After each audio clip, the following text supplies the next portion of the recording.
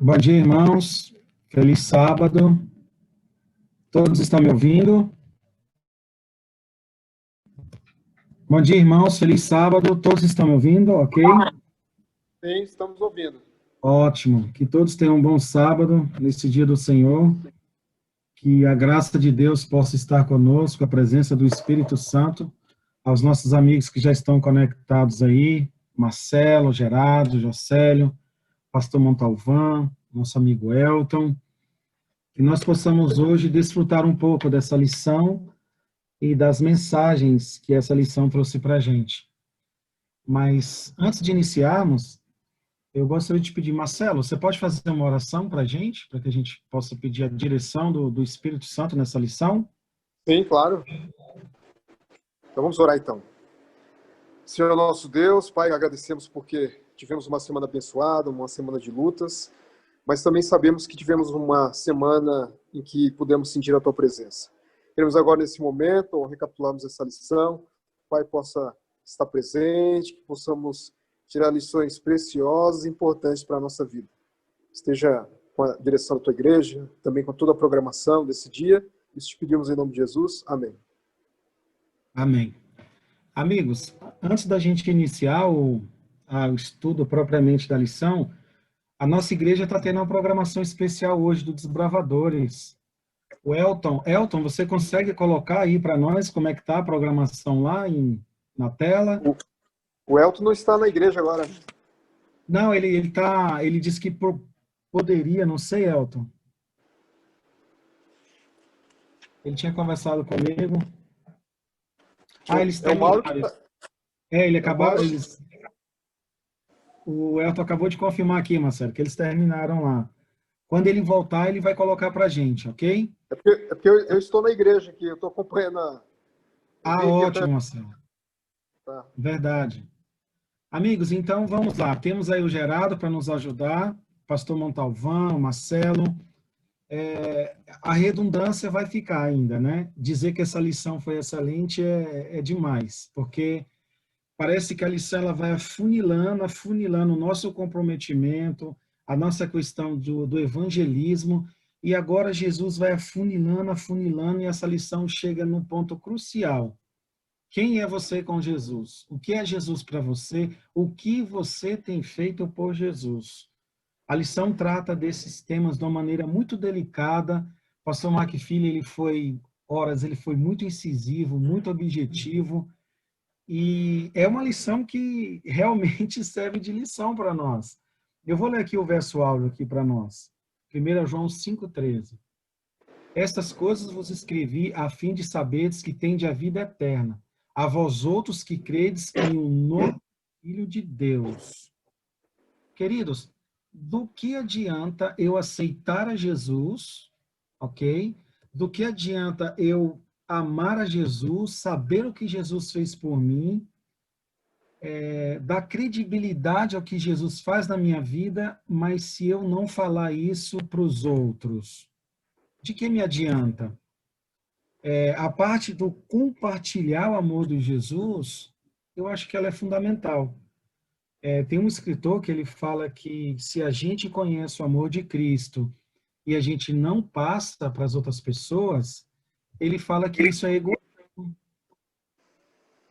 Eu fiquei pensando, eu falei, nossa, Jesus me salvou, fez o que fez por mim, me deu libertação, me livrou dos meus pecados, vai me dar acesso ao trono de Deus, e o que eu tenho feito em relação a isso?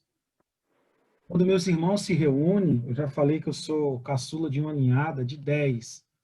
Quando meus irmãos se reúnem, o assunto é bebida, futebol, piadas, anedotas e tudo. E eu tento devagarzinho colocar alguma coisa ali para eles, porque a gente precisa falar o que Jesus fez por nós.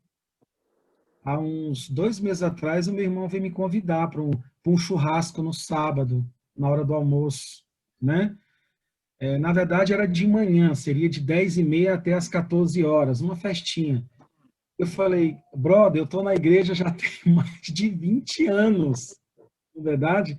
Você sabe que eu tenho esse compromisso com Deus. Vejam bem, eu não disse que eu não iria, mas eu disse que eu tinha um compromisso com Deus ainda no dia do Senhor. Então, essa parte de testemunhar do que Cristo fez por mim, eu acredito que hoje nos falta. O que vocês acham? Dê a sua opinião de vocês. Sandro Opa. y amigos, buen sábado. Fiquei pensando, tem uma frase que é muito conhecida, e agora não estou achando em que parte da lição, mas ele fala assim, ¿no? Que nós não podemos oferecer o que nós não temos. Ou, em outras palavras, nós oferecemos o que temos, na verdade, nós damos o que temos. Então, quando uno não tem uma experiência, normalmente depende de nossa formação, nossa cultura e como nós somos. Muitas vezes nós achamos que o conhecimento é a experiência. Então, nós substituímos essa experiência com Deus pelo conhecimento, pelo estudo, pela leitura, o que seja lá. E quando nós temos só isso, nós levamos só isso. E isso não dá resultado. Isso não é você levar só um conhecimento, só uma filosofia, vamos dizer assim, ou uma estrutura de pensamento. Aí você dá nas discussões, nas brigas, não chega nunca a nada. E eu acho que tem, como todo na vida cristã, um equilíbrio. Não é só experiência sem conhecimento, sim, porque isso vira só um misticismo, mas também não é conhecimento sem nenhuma experiência, porque você vira um estudioso da Bíblia, mas não passa daí, não? E é interessante, eu fiquei pensando nessa palavra, por que meu testemunho não funciona? Por que eu não consigo chegar ao coração de outras pessoas? Por que eu não, como o Sandro falou, por que eu não vejo como isso é importante na minha vida, no dia a dia? E, na verdade, o problema não está aí. O problema é que é o que eu tenho para dar.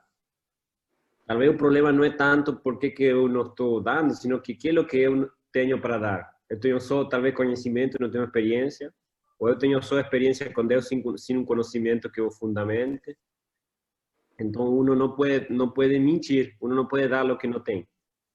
E então, aí eu acho que foi muito importante a lição dessa semana, e seguindo a tua introdução, Sandro, porque não é você aparentar. Você pode aparentar o sábado na igreja, mas no dia a dia é o que você é e o que você tem, o que você compartilha. É isso. Então, não começa por compartilhar, começa por você, que é o que você é, a tua experiência com Deus. E depois você vai compartilhar. Eu sempre me lembro de uma figura que usa o pastor Gujão, não? Ele disse assim, se eu tenho um pé de limão e ele está começando a dar laranjas, não adianta você cortar todas as laranjas até que um dia ele dê limão. Não, você tem que trocar a planta, porque a planta é de laranja, não é de limão. Então, o problema está na raiz. Então, quando você tem a raiz conectada com Cristo, o fruto vai. Você precisa preocupar pelo fruto.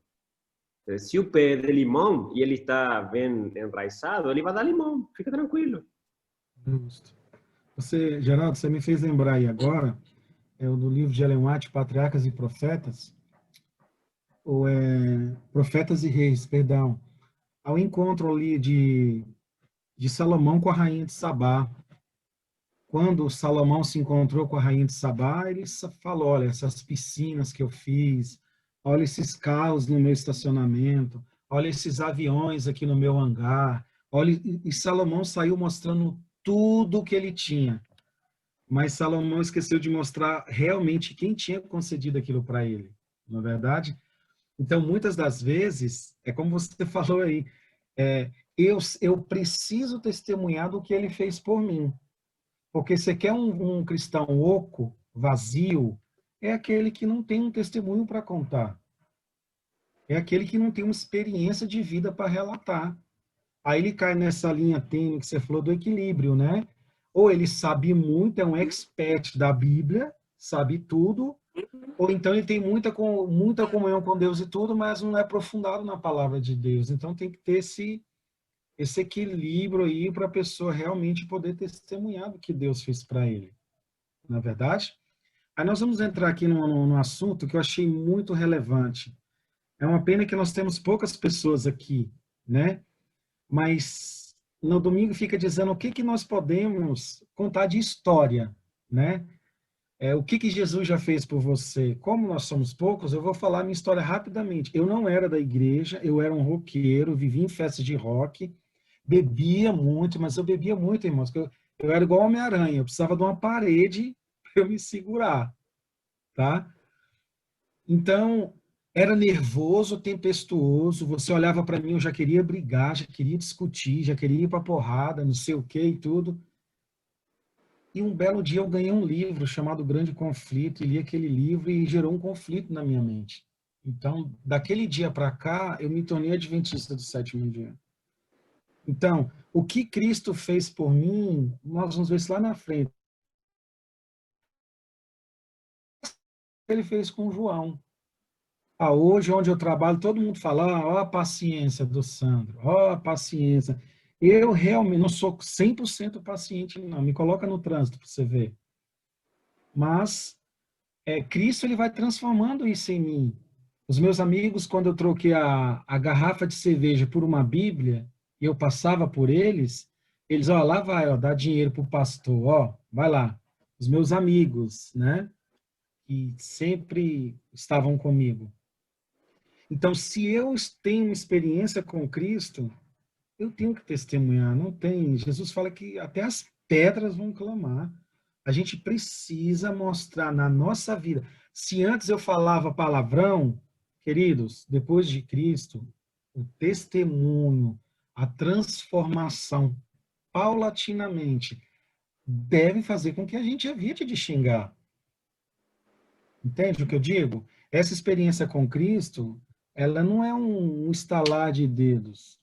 A experiência com Cristo, essa mudança, como o Marcos ele fala aqui, nós estávamos mortos em nossos pecados. Aí veio Cristo e nos deu a vida.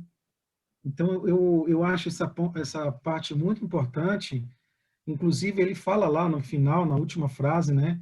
O que mudou em sua vida por causa de Cristo? Essa mudança sua pode ajudar alguém a conhecer a Jesus? Então, eu preciso fazer isso, eu preciso ter a minha atitude com Cristo. Preciso ter a minha parte, né? Aí, Sandro, eu acho interessante, assim, eu acho que essa questão da gente testemunhar, e eu não sei para vocês, mas toda vez que eu vejo um pregador, e quando ele começa a contar histórias de outras pessoas, parece que não me toca mais como se ele falasse dele, né? Então, isso mostra que, às vezes, a experiência pessoal ela deve ser divulgada. E, às vezes, eu fico perguntando por que a gente não tem experiência pessoal, porque muitas vezes a gente acaba tendo uma vida um pouco longe, assim, ou às vezes não se deparando com os detalhes, né? E aí o Sandro falou um pouco da experiência dele, da questão do que ele era, né? E aí me chama também a atenção de que, por exemplo, eu não sou da igreja desde pequeno, mas eu saí muito cedo de casa para o internato, então até por isso eu acabei evitando aí ter um outro tipo de vida, né? Mas aí me remete também a ideia de que, às vezes, as pessoas da igreja, os jovens, quando eles veem um testemunho de alguém que foi a algo ou que passou por uma situação difícil, às vezes eles se sentem pequeno, né? Então, na verdade, o testemunho não necessariamente eu preciso estar fora da igreja ou ter vivido uma vida difícil, né, de vícios e outras coisas, mas todos nós podemos ter um testemunho dentro da igreja, né? Essa questão da conversão. Até hoje, pela manhã, eu vi até um comentário interessante de que eu posso me converter estando dentro da igreja, né? Isso me chamou muita atenção, mas todos nós temos uma história com Deus, né? Eu queria também falar isso, Sandro, porque fiquei pensando no mesmo que pensou Marcelo. Talvez a história daquele que está, como nós falamos, do outro lado da rua e ele volta, é bem impactante, porque ele tem um antes e um depois. E nossas crianças, nossos filhos, que eles talvez não vão ver isso, eles não precisam sair para ter essa experiência. Eu gosto de pensar na história de Abraão e Isaac. Eles não foram pessoas assim, bem ruins e foram mudadas. Mas tudo Canaã sabia quem era Abraão. Tudo Canaã sabia que esse altar era de Abraão e a quem ele adorava e a quem ele representava, não? Então, talvez em nossa vida, talvez não vamos ter essa experiência, essa mudança, experiência, mas assim como falou Marcelo, não? Tem pessoas na igreja que sempre nos impactaram a nós desde criança ou desde quando você tem contato com a igreja, como a mesma vida do mesmo pastor Homero, e pessoas que você fica impactado por a vida deles. E nós podemos ser isso também, não só dentro da igreja, sino também no nosso bar, na nossa comunidade, nas pessoas que nos conhecem, não? Imagina imagina o impacto que Abraão fazia em Canaã. Ele era muito diferente, ele não pactuava, não negociava, mas ele não brigava com ninguém. Ele era reconhecido no meio onde ele estava. E eu acho que a vida cristã tem que ser muito do testemunho falado e também daquele que é incontrastável, que é aquele testemunho que você nem precisa falar. A pessoa já vem, como falei Abraão, não? Muitas vezes na Bíblia não vemos Abraão falando com as pessoas, mas quando ele se encontrava com um rei de Sodoma, o rei de Sodoma já sabia quem era ele. Nem precisava ele haver falado, ele já sabia quem era ele. E então eu acho que isso o testemunho não é nossa conversa, é nossa vida. Não? Eu vejo isso também na vida de José. José foi um testemunho vivo disso, né? Tanto de coisas ruins que aconteceu na vida dele, mas parece que ele estava mais próximo de Jeová do que os seus irmãos em Canaã. Na verdade, olha onde ele vivia. O texto bíblico diz que quando José encontrou seus irmãos, os irmãos deles não reconheceram ele, mas José os reconheceu. É claro, José estava com aquela parentalha toda dos egípcios, né? Aqueles adornos e tudo, mas o coração de José era de quem? Era de Jeová. O testemunho que José fala quando ele encontra os seus irmãos vocês não veem que isso foi um propósito que propósito divino? Percebem? É um propósito divino. O testemunho de José, o testemunho da vida dele, foi um exemplo máximo, como o Gerardo comentou aí. Abraão, onde ele chegava, a fama dele era conhecida, né? Abraão, aquele que teme a Jeová. Abraão, aquele que segue um Deus monoteísta, né? Abraão, um homem que não adora nenhum tipo de estátua, nenhum tipo de totem. Abraão era conhecido desse jeito, né? Então, se nós tivermos esse firme fundamento de quem nós éramos e como nós somos, isso é de extrema importância. Agora, Marcelo, seu comentário, junto com o do Gerardo, foi muito bom. É porque as pessoas que estão dentro da igreja e nunca tiveram essa oportunidade, né? Entre aspas, né? De sair, de dar um de filho pródigo. Como eles veem esse testemunho? Isso é muito importante, porque a gente precisa realmente ter esse firme fundamento, né? Eu só quero frisar um ponto. Quem eu era, eu não posso ser mais, queridos. Esse é o ponto desse dia. Quem eu era, eu não posso ser mais. Tá? Eu não vou chegar lá na quinta-feira, onde Paulo fala aquela célebre frase. Mas, se eu xingava, queridos, eu não posso xingar mais. Se eu queria que todo mundo fosse queimado pelo fogo do inferno, com a minha comunhão com Cristo, eu não posso desejar mais isso. Bem como, hoje eu não consigo sentir o cheiro de cerveja que eu bebia antes. Entendem? Hoje o cheiro eu não suporto. Nunca fumei, nunca mexi com droga, mas eu bebia muito. Então, eu tive que me afastar daquilo, entendeu? Porque a transformação de Cristo, e isso que eu quero que vocês entendam, eu falo isso nos púlpitos, ela não é assim, irmãos, ó, um estalar de dedos, não. Não sei por que muitas igrejas apregoam isso. A transformação, irmãos, é como uma escada. É passo a passo, é ir devagar. Eu estou fumando, vá a Cristo fumando, eu já falei isso. Vai deixando aos poucos, devagar, você vai conhecendo. Até porque o caminho do testemunho, ele não é imediato. Você vai falar, olha, eu estava fazendo isso, há um tempo eu já não faço mais. Alguém E comentou? você, Sandro, não quero interromper, por exemplo, se alguém chega para você que tem essas dificuldades, até que você mencionou que teve uma vida um pouco mais complicada, né? Mas se você chegar para a pessoa e falar, olha, você pode vencer, e a pessoa falar, mas por que você está falando isso? E você fala, porque eu venci, né? Eu consegui sair dessa vida e eu vou te dar aqui passo a passo. E aí você vê como o seu testemunho ele é importante, não é? Então, assim, até a gente mencionou ali vários aspectos do testemunho, né? E alguém que viveu e que venceu, não é? Mas que você não fica falando aí, olha, tal, não, mas você venceu e você pode ajudar várias pessoas que estão com o mesmo problema, né? Aí eu também lembrei aqui é um pouco meio que inicial, mas, por exemplo, a gente falar de coisa, a gente aconselhar as pessoas, mas a gente mesmo não consegue viver. Por exemplo, meu pai, ele bebia, era um cara muito trabalhador, bastante respeitador, e ele queria passar para a gente alguns princípios, alguns padrões de vida importantes que ele achava que era bom, né? Mas, na verdade, pelo testemunho que ele tinha, aquilo era muito vazio, né? E a gente acabou, assim, ouvia muito ele falar, mas ele não vivia aquilo que ele falava. Então, isso, trazendo um pouco para a vida cristã, é mais ou menos isso que a gente está comentando aqui. Você querer pregar para as pessoas, mas não viver aquilo, né?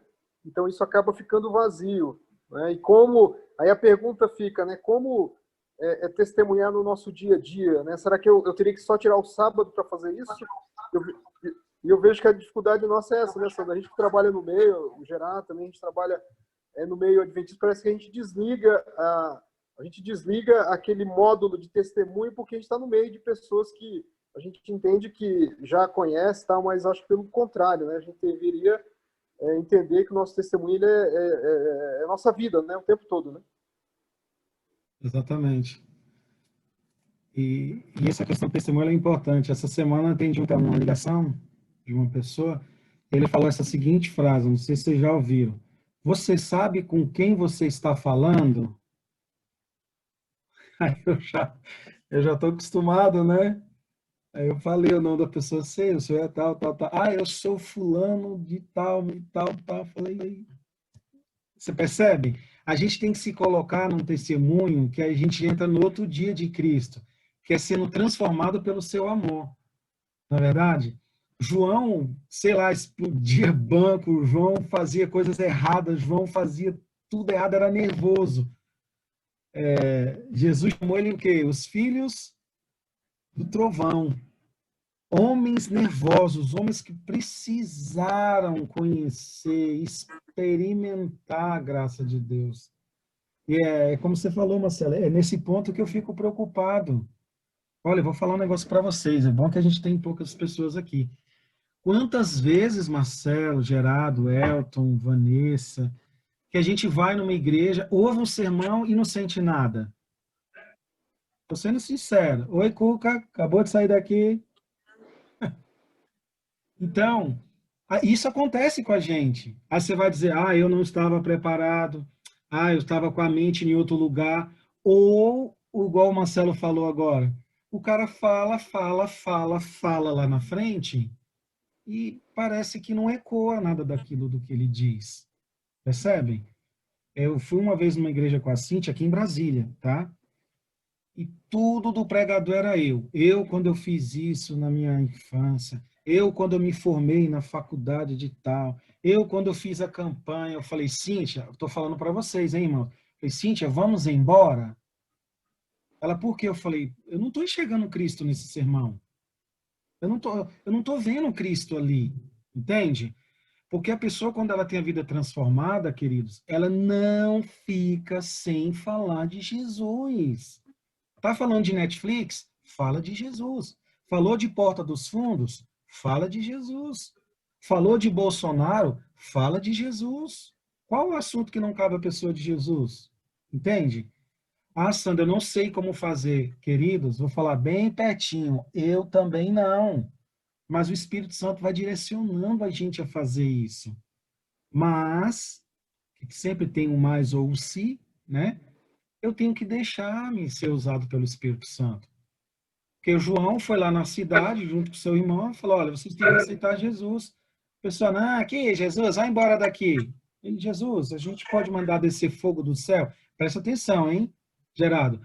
Homens que andaram com Jesus, que viram os milagres de Jesus, que viram os sermões amorosos, de amor. Olha, quem lhe bater numa face, ofereça-lhe a outra. Aí vem um discípulo e manda tacar fogo em todo mundo. Como explicar isso? Muitas vezes nós também, eu fico pensando assim, não? Os discípulos estavam muito mais perto de Jesus que talvez nós, porque eles tinham aí de lado, não? E talvez nós hoje, como quando uno cresce, não? Também uno aprende que já não é como criança, uno já não é tão direto, mas nos pensamentos uno é igual, não? Quando uno talvez não fala essas coisas que falou João, eu acho que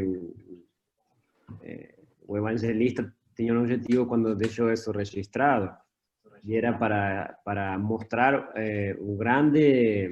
a grande transformação de João, não? Porque quando uno lê, uno não pode acreditar que da boca de João saiu isso, quando depois você lê primeira, segunda, terceira de João, onde a palavra amor é o centro. Como que essa pessoa vai falar que caiga fogo do céu? Ou seja, é algo muito... Parece que uma pessoa que fala isso já não tem mais solução, não? E o amor é o centro dela, não? Aí eu queria... Geraldo. Eu achei interessante algumas frases aqui da lição de segunda. Fala assim, lá no segundo parágrafo, fala: o caminho de Jesus é o do amor e não da força combatida. Fala assim: isso fluirá na nossa vida e seremos uma bênção às pessoas ao nosso... Falam: eu sei que o Gerardo é de família italiana, mas geralmente naquele sentido assim, não, eu sou assim porque né? E aí quando a gente vê a história Tá no de João, sangue. Tá no sangue, não, eu sou assim mesmo, tal, mas o verdadeiro cristão, aí a gente vê a história de João, né?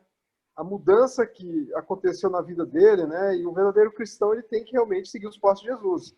Eu acho que Jesus, só num ponto que a gente vê quando Jesus expulsou ali os vendilhões, as pessoas do templo, mas ali foi num momento diferenciado que precisava ter aquela atitude. Mas quando a gente olha no restante da vida de Jesus, as coisas que ele poderia ter feito, né? A gente vê claramente que é possível, né? É possível o cristão ser transformado. Sandro. Só lembrando aqui um texto de Paulo que ele fala que nós somos espetáculos, né, para o mundo. Ou seja, as pessoas, elas nos assistem. Se todo mundo está lá dizendo mata, mata, mata, aí eles olham para a gente e falam: e aí, o que vocês dizem? Tem que matar? Tem que matar mesmo? Ah, o aborto, tem que abortar mesmo?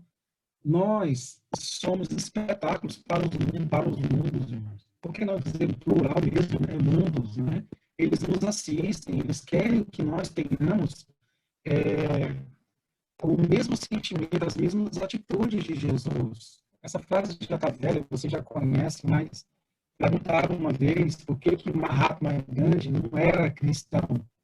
Ele respondeu, né? Olha, eu aceito ser o Cristo, eu aceito as atitudes de Cristo. Agora, o que vocês fazem, eu não aceito, né?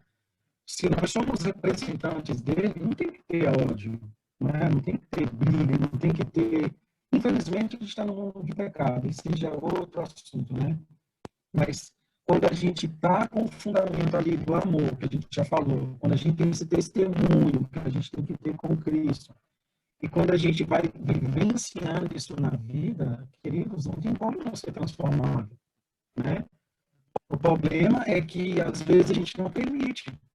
Ou, às vezes, a gente pensa, quem sabe, né, que não vai dar certo.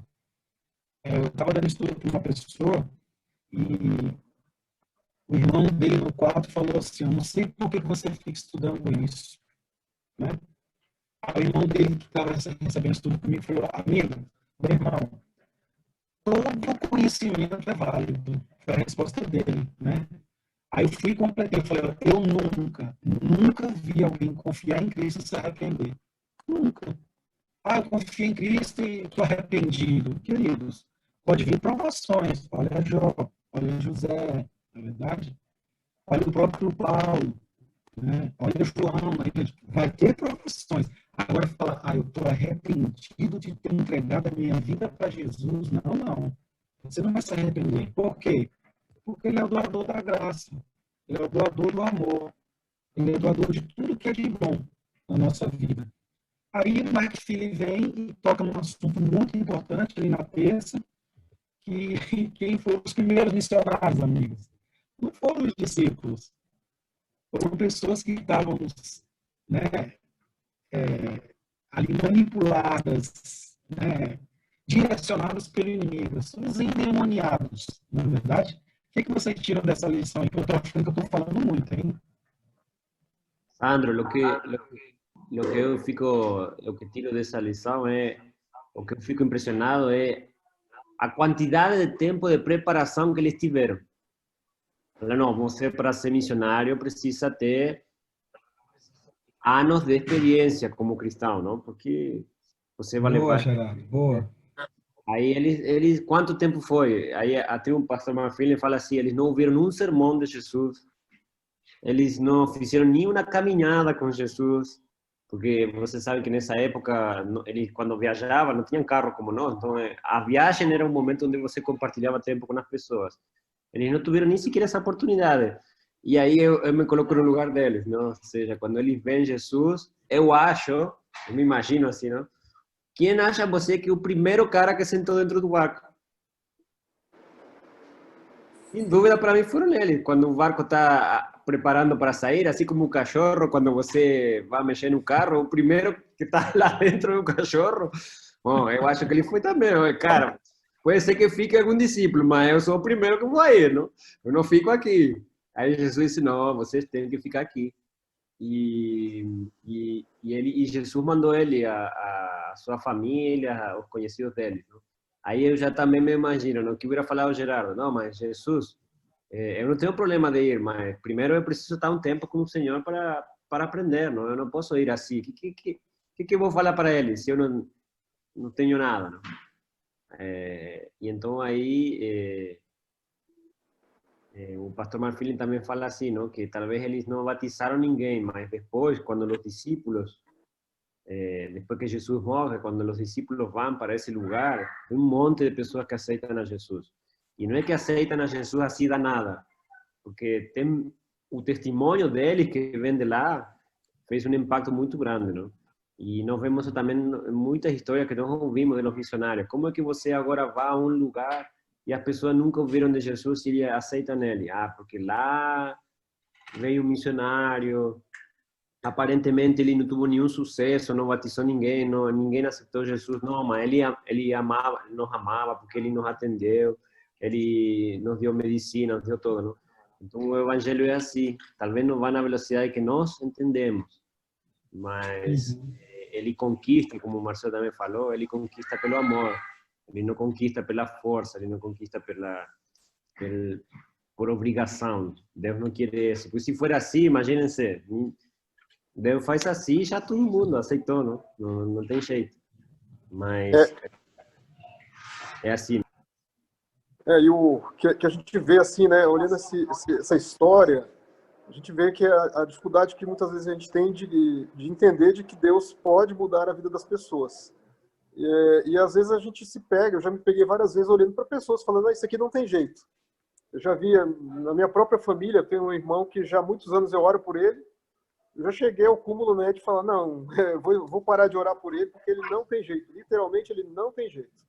Né, Sandro? A gente que tem familiares que é de fora da igreja, a gente vê atitudes e a gente condena, fala, não, esse aqui não tem jeito. Quando a gente vê a história desses endemoniados, assim, a forma que, a conversão deles, e aí depois eu até achei interessante que o pastor Mark Filho, ele quis colocar lá no final, né, de que o testemunho deles preparou Decápolis, 10 cidades à margem do Mar da Galileia. Então, na verdade, ali foi o início, né, de um trabalho missionário, como até que o Gerardo mencionou, né, houve ali um plantio ali, né, foi jogada a semente, mas quem somos nós para condenar as pessoas? Para falar, olha, esse não tem jeito, esse não vai ter conversão para ele.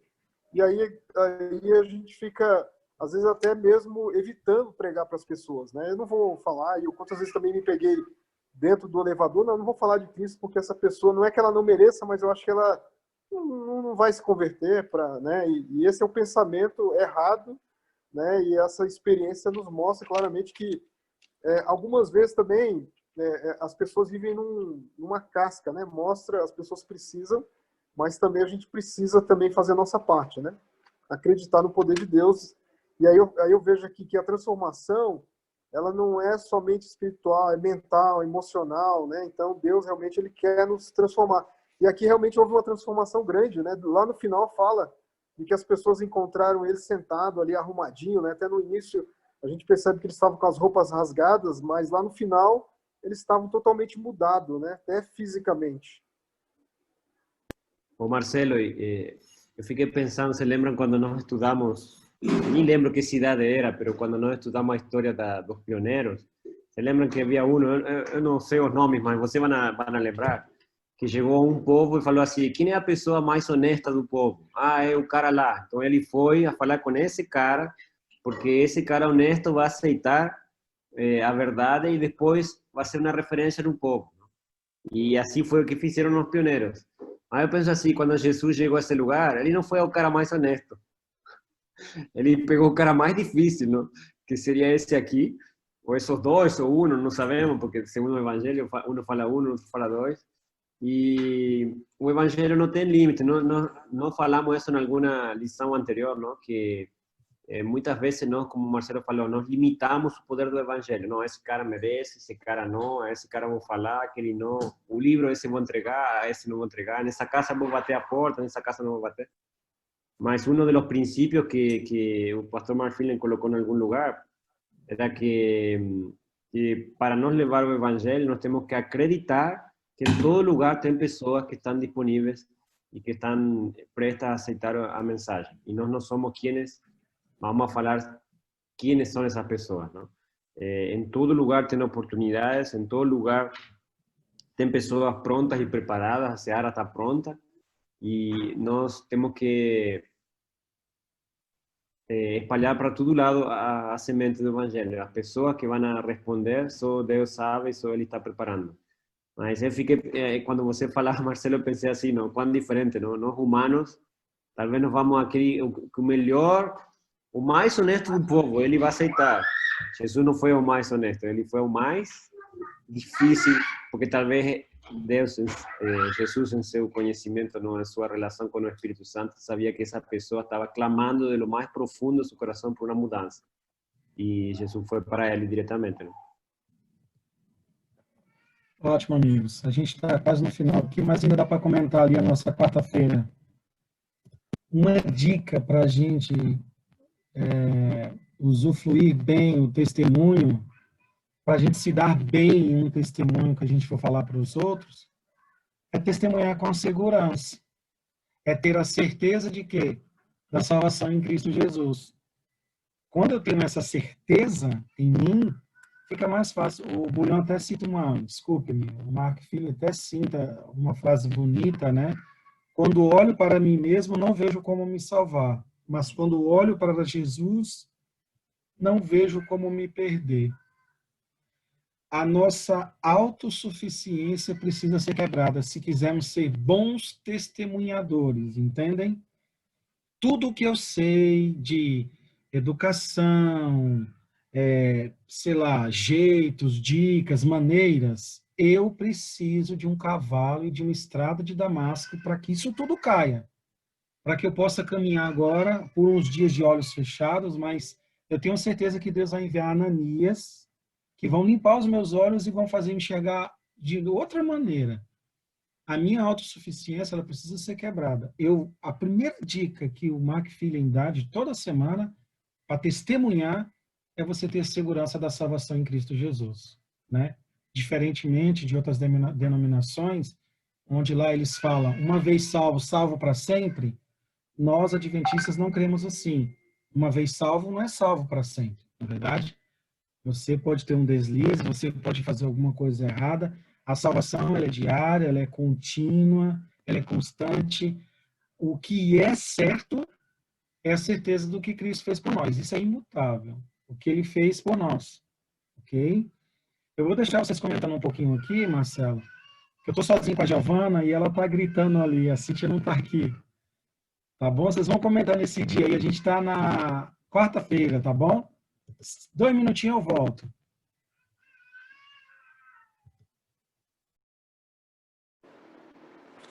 Vai lá, Gerardo.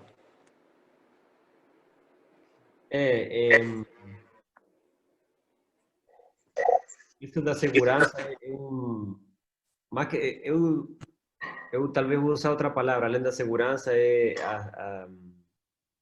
a certeza, talvez, de que você já é salvo e de que você já tem a vida eterna. Nos versos que estão aí para ler, 1 Coríntios 15, Hebreu e 1 João, em 1 Coríntios 15 especialmente fala assim, não, que Pablo, em algumas palavras, fala assim: irmãos, eu só estou escrevendo para que vocês lembrem que nós temos a certeza da salvação. Então, muitas vezes uno, na caminhada do dia a dia e andando, pode esquecer de isso, não? Que nós, no livro de Hebreu fala assim: nós temos a certeza que não podemos entrar até o Santo dos Santos. Ou seja, que não podemos atravessar o velo, fala em espanhol, não sei como fala em português, que a cortina que separa, no lugar santo do lugar santíssimo. Mas você, quando uno tem essa certeza, essa segurança, olha, Jesus já veio, já morreu por você, por mim, e nós já temos a certeza do acesso até o Pai. Quando você tem essa certeza, essa segurança, você pode estar passando por um momento difícil, você pode estar, pode ser rejeitado como cristão, mas você tem a certeza e a segurança que você está acessando ao trono do universo. Então, que coisa pode estar saindo mal, não? Então, eu acho que muitas vezes quando nós perdemos esse foco, podemos nos desanimar.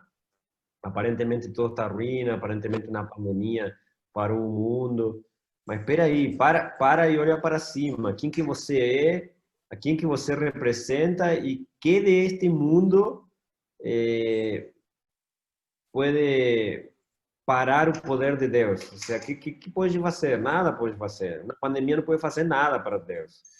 Ou seja, e uno parece que quando uno fica dentro desse mundo, acha que todas nossas coisas, ou todas as coisas humanas são impossíveis de mudar, mas outro dia estava lendo um artigo, não, de qual foi a impressão do primeiro astronauta que viu a Terra desde a Lua. Ele fala assim, olha, desde a Lua, nós somos um ponto. Então, até a máquina mais grande, o edifício mais grande humano, não se vê desde a Lua, e a Lua não é nada no universo, né? Mas desde a Lua não se vê nada de lo mais grande humano. Então, imaginem o que significa humano para o universo, não é nada. E então não tem nada humano que possa deter o poder de Deus. Nós temos que ter essa segurança, essa certeza de que Deus continua no controle, que Deus nos ama, que Deus vai nos salvar e que somente está dando mais tempo para nós e para a humanidade poder aceitar Ele. Mas nada saiu do controle dele, não? Amém, amigos. Nossa, o assunto foi tão bom, a lição foi tão boa que fluiu muito rápido, né? A gente precisa finalizar, mas a quinta-feira, acho que o verso já diz por tudo, já diz tudo a quinta-feira, né? Vale a pena testemunhar. Estou crucificado com Cristo, logo já não sou eu quem vivo, mas Cristo vive em mim. E esse viver, ou seja, essa vida de agora que eu tenho na carne, vivo pela fé em quem? No Filho de Deus, que me amou e se entregou por mim mesmo. Quer uma prova maior de amor? A Bíblia diz que tem uma coisa que para Deus é impossível. A Bíblia diz que é impossível que Deus minta, porque Ele é a verdade. Então, se Ele disse que um dia viria nos buscar e que quer, Ele não queria, Ele quer nos salvar, queridos, vamos ter isso em nossa mente. Ele vai vir nos salvar, Ele vai vir nos buscar, né? N's e N's pregações sobre coronavírus. Mas a graça de Cristo, o poder de Cristo, a palavra de Cristo, ela permanece. E o testemunho que nós devemos dar nessa pandemia é de que nós estamos aguardando um Salvador. E ele virá breve, né? Os sinais já mostram que nós possamos testemunhar desse amor de Cristo, que nós possamos falar desse amor de Cristo. Nós, infelizmente, nosso tempo já passou, nós devemos terminar agora. Agradeço a todos. Aí, alguém tem mais algum comentário rapidamente aí? Fica à vontade para a gente finalizar. Não tendo. Muito obrigado aí pelo apoio de vocês. Divino, você chegou nos 45, mas só te ver aí já foi bom, tá? Marcelo, brigadão pela participação. Gerardo, mais uma vez ajudando aí. Elton, a todos. E vou pedir para o Gerardo. Gerardo, você pode orar para nós? Vamos orar? Nosso Deus, nós estamos gratos por a bênção da vida, da saúde, e também porque nós temos um objetivo como cristãos nessa vida, que é poder apresentar o nosso testemunho às pessoas que estão ao nosso redor. Muitas vezes nós sabemos que as pessoas talvez não vão aceitar a palavra, não vão pegar a Bíblia para ler, não vão estudar por si mesmos, mas eles leem as cartas que estão escritas em nossas vidas, cartas vivas que nós estamos andando pelo mundo, Senhor. Que as cartas que as pessoas possam ler em nós, a mensagem que eles possam ler em nós, sejam mensagens que levem a eles a olhar para o Senhor, procurar ao Senhor para poder achar a vida que eles veem que nós temos e que nós queremos compartilhar com cada um.